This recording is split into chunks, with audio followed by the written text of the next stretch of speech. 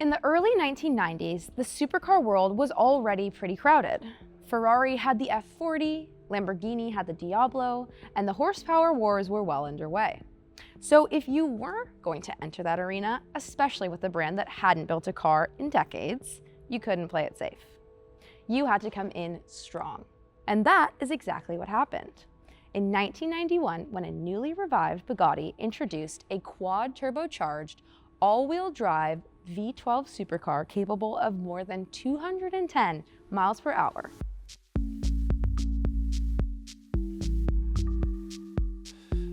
Hi guys, welcome back to the Petersen's YouTube channel.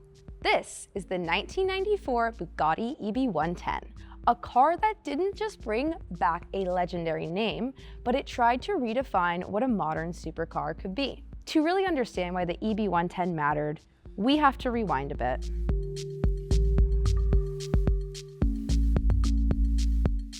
Bugatti, the original company founded by Ettore Bugatti in Molsheim, had largely faded away by the mid-20th century. The name still carried enormous prestige, but the company itself was gone. For decades, Bugatti existed as more of a legend than a manufacturer.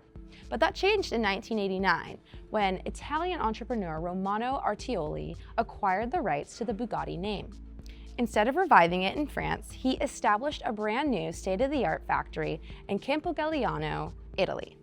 It was ambitious from the start: modern architecture, advanced engineering facilities, and a clear goal to build a supercar worthy of Ettore Bugatti's legacy. The name EB110 reflects that intention.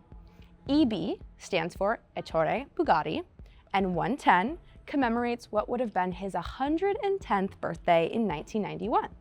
The year that the car was officially unveiled. But this wasn't a retro tribute.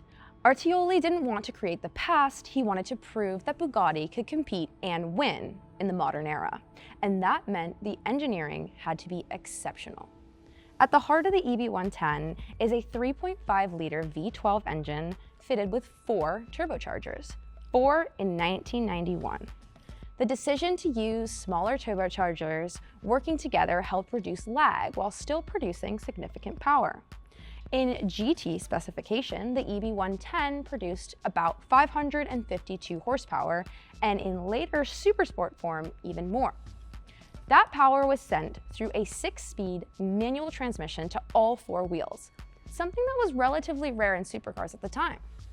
The all-wheel drive system gave the EB110 remarkable traction and stability, especially at high speeds, setting it apart from many of its rear-wheel drive rivals. Performance figures were staggering for the era. A top speed of over 210 miles per hour placed it firmly in the upper echelon of early 1990s performance cars.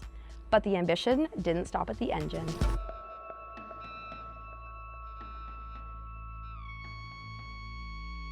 The EB110 featured a carbon fiber monocoque chassis extremely advanced for the early 90s, contributing to both rigidity and weight savings. The suspension was fully independent, designed for both high-speed stability and precise handling. In many ways, the EB110 wasn't just competitive with its rivals, it was technically ahead of them. Its design is unmistakably 90s. Sharp lines, compact proportions, clean surfaces, but there are subtle nods to the Bugatti heritage. The horseshoe-shaped grille, a signature of Ettore's original designs, is incorporated into the front fascia in an unrestrained, modern way. It's not exaggerated or ornamental, it's a quiet nod to the brand's past. The overall effect is purposeful rather than nostalgic. This wasn't meant to look like a 1930s Grand Tourer. It was meant to be a signal that Bugatti belonged in the contemporary supercar conversation. Unfortunately, timing played a major role in what happened next. The EB110 debuted just as the global economy entered into a recession in the 90s.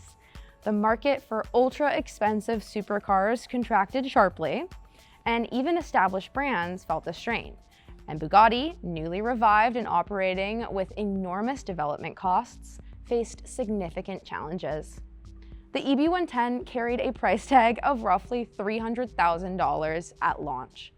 It was competitive with other high-end supercars of the time, but it was also coming from a company that was still rebuilding trust and recognition. Despite its technical sophistication and strong performance, sales were limited. In total, approximately 126 EB110s were produced before the company declared bankruptcy in 1995. The factory in Campogalliano closed, and for the second time in history, Bugatti went quiet. But the EB110 story didn't end there. In 1998, the rights to the Bugatti name were acquired by Volkswagen Group, setting the stage for development of the Veyron and the modern hypercar era we associate with Bugatti today. In many ways, the EB110 served as a bridge between two worlds: the artistry and prestige of Ettore Bugatti's original company and the technological extremity of the 21st century hypercars that followed.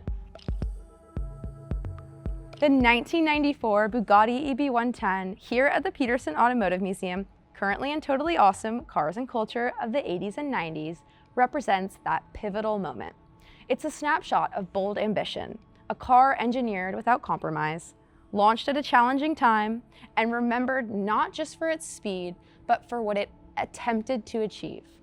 It wasn't simply about building a fast car, it was about proving that a legendary name still had something to say. And even though this chapter of Bugatti's history was brief, the EB110 ensured that that story would continue.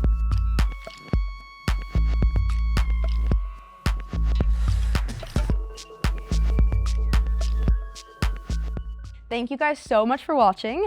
My name is Bea, and this has been the Petersen Automotive Museum's YouTube channel.